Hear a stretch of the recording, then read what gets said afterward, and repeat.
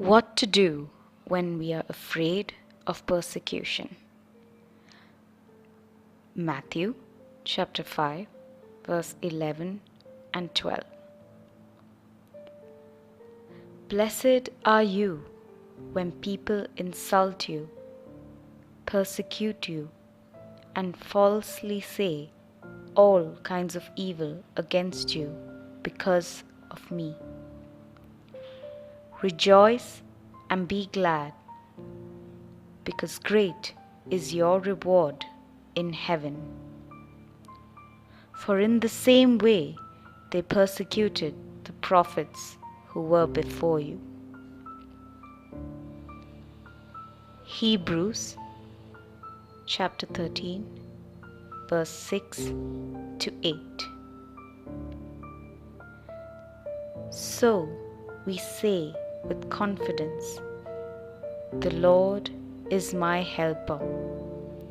I will not be afraid.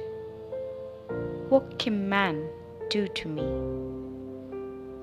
Remember your leaders who spoke the word of God to you. Consider the outcome of their way of life and imitate their faith. Jesus Christ is the same yesterday and today and forever.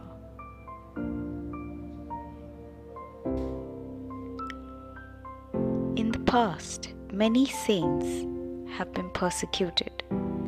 There is not a single saint, a single profession or vocational path in life which cannot find its pattern with persecution.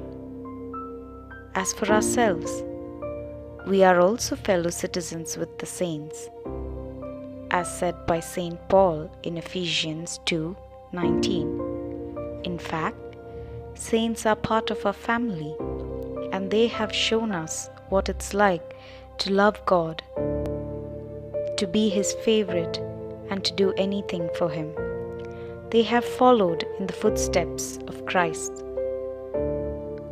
What have not the saints done for their fellow men as a result of their love of God? Exclaims St. Alphonsus. Reading all these heroic and self-sacrificing lives of the saints who really served humankind is a daily tonic which strengthens all that is wholesome and generous in us. It helps us overcome our complacency and our fear of being different from other people. These saints were enthusiastic about God. They did not hesitate to ask Him for the graces which He offers to all. But alas, how seldom do we ourselves request them? The history of the saints reveals the great creative force that lies in religion and how much it can achieve despite the weakness of the flesh.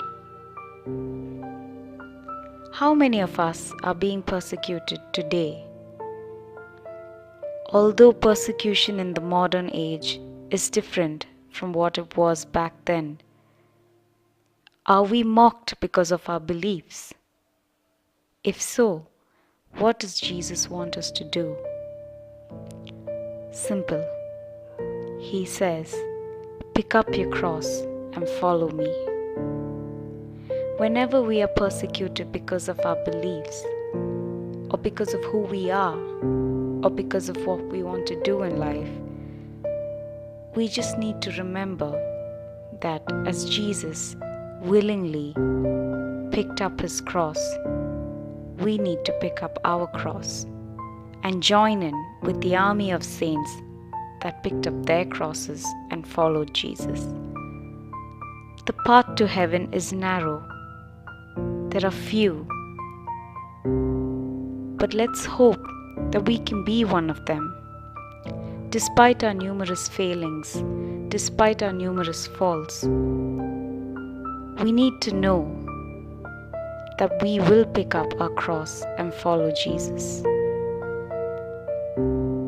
The Garden of Gethsemane, this is the place where even Jesus felt hopeless. There are times when we feel hopeless, when we know what we are up against. In the face of the most difficult times, powerful opponents, and apparently insurmountable obstacles, we need to remember the Garden of Gethsemane, the place where Jesus went through suffering and knew that he was about to go into more suffering, more pain, into his inevitable future death on the cross. He had a choice, but he picked up his cross. He decided to fulfill the will of God. The saints have also demonstrated this. The serenity of their lives contrasts strongly with the often depressing background of their contemporary secular history. It is amazing to see in how many utterly different ways people like us can lead a saintly life. What great things even one single God-loving soul can achieve with the aid of grace. It will be found that comforting inferences can often be drawn with which we can bravely face the sad conditions in the world today. Imagine how we might have dealt with the persecutions in Egypt, or the persecutions in Italy during the days of Saint Francis, or the persecutions in England when Saint Thomas More was Chancellor. Things are much different now, simpler yet complicated in different ways. We are persecuted in the digital age in more ways than one. We are bullied and we are mocked. This world is divided now, and it needs something. It needs someone to unite us all together.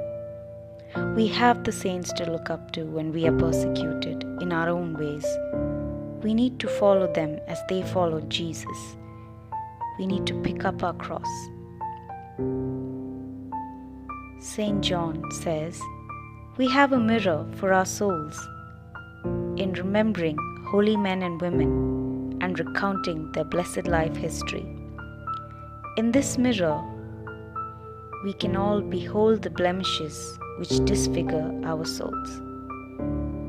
So do not stop striving to follow Jesus. Follow him in your everyday life. And when you feel persecuted, know that you are not alone. And always remember, we are all God's children."